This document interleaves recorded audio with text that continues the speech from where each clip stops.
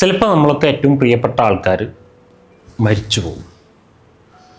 ചിലപ്പോൾ നമ്മളുടെ വളരെ പ്രിയപ്പെട്ടവരായിരുന്ന ആളുകൾ പ്രിയപ്പെട്ടവരല്ലാത്തവരായി മാറും.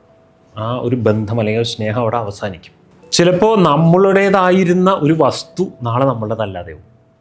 ചിലപ്പോൾ നമ്മൾ വളരെ ധനികരായിരുന്നവർ ദരിദ്രരായി മാറും. ഇങ്ങനെ മാറ്റങ്ങൾ ജീവിതത്തിലുണ്ടാവും. അപ്പോഴൊക്കെ നമുക്കൊരു ഫീലിംഗ് ഓഫ് ലോസ് ഉണ്ടാവും. ആളുകൾ നഷ്ടപ്പെടുമ്പോൾ, വസ്തുവകകൾ നഷ്ടമാകുമ്പോൾ, ധനദാരിദ്ര്യം സംഭവിക്കുമ്പോൾ, പദവികൾ നഷ്ടമാകുമ്പോൾ, നമ്മൾക്കുണ്ടായിരുന്ന ചില പദവികൾ നഷ്ടമാകുമ്പോൾ ഒക്കെ നമുക്കൊരു ലോസ് അവിടെ ഫീൽ ചെയ്യും. വാസ്തവത്തിൽ അവിടെ നമുക്ക് എന്തെങ്കിലും നഷ്ടമായി എന്നുള്ളതൊരു സത്യമാണ്. ഇപ്പോൾ ഒരു ഉദാഹരണത്തിന് ഒരു വ്യക്തി നമ്മുടെ ജീവിതത്തിൽ നിന്ന് അകന്നുപോയി, അവിടെ ഒരു നഷ്ടം സംഭവിച്ചിട്ടുണ്ട്. ബട്ട് എൻ്റെ അഭിപ്രായത്തിൽ ആ വ്യക്തി അവിടെ ഇല്ലാതെയായതിൻ്റെ ശൂന്യതയുണ്ടല്ലോ, നഷ്ടമുണ്ടല്ലോ, ആ നഷ്ടം മൂലമല്ല ഈ ഫീലിംഗ് ഓഫ് ലോസിൻ്റെ പെയിൻ അനുഭവിക്കുന്നത്. ഒരു ചെറിയ കാരണം കൊണ്ടാണ്. ആ ഓൾഡ് കണ്ടീഷനിങ് ഉണ്ടല്ലോ, മൈൻഡിൻ്റെ ഒരു ഓൾഡ് കണ്ടീഷനിങ് ഉണ്ടല്ലോ, ആ വ്യക്തി നമ്മുടെ പ്രിയപ്പെട്ട വ്യക്തിയായി നിലനിന്നിരുന്ന കാലത്തുണ്ടായിരുന്നൊരു മൈൻഡ് സെറ്റില്ലേ, ആ ഓൾഡ് കണ്ടീഷനിങ്ങിൽ തന്നെ ഇന്നും ജീവിക്കുന്നു എന്നുള്ളതാണ്. സിറ്റുവേഷൻ മാറുമ്പോൾ ഇപ്പോൾ ആ വ്യക്തി എൻ്റെ ജീവിതത്തിൽ ഇല്ല. അപ്പോൾ എൻ്റെ മൈൻഡിൻ്റെ കണ്ടീഷനിങ്ങിൽ ഒരു പുതിയൊരു സോഫ്റ്റ്വെയർ വർക്ക് ചെയ്യേണ്ട അവിടെ. അത് നമ്മുടെ മൈൻഡ് ചെയ്തില്ല എങ്കിൽ, നമ്മൾ അതിനെ മൈൻഡ് ചെയ്തില്ല എങ്കിൽ ഈ ഫീലിംഗ് ഓഫ് ലോസ് അവിടെ ഉണ്ടാവും. സോ ഒന്നിൻ്റെയും ലോസ് കൊണ്ടല്ല ആ പെയിൻ ഉണ്ടാവുന്നത്.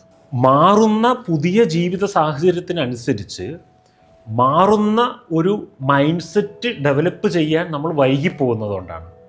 ഒരാൾ മരിച്ചുപോയി, ഇനി ആ വ്യക്തി ഇല്ല, ഈ ലോകത്തിലില്ല ആ വ്യക്തി.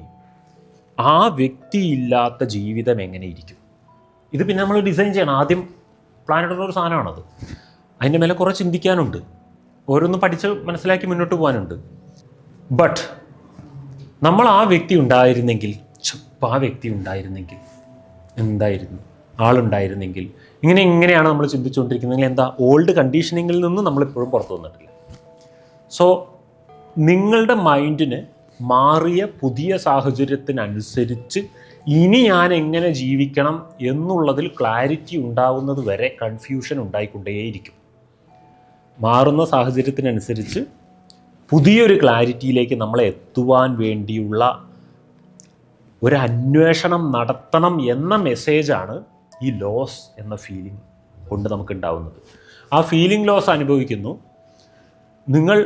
അപ്പം മനസ്സിലാക്കേണ്ടത് ഇതാണ്, എൻ്റെ ജീവിതത്തിൽ എന്തോ കാര്യമായ മാറ്റം വന്നിട്ടുണ്ട്, മാറിയ ജീവിതത്തിനനുസരിച്ച് മാറിയ ചിന്താഗതി ഡെവലപ്പ് ചെയ്യേണ്ട സമയമായിട്ടുണ്ട്.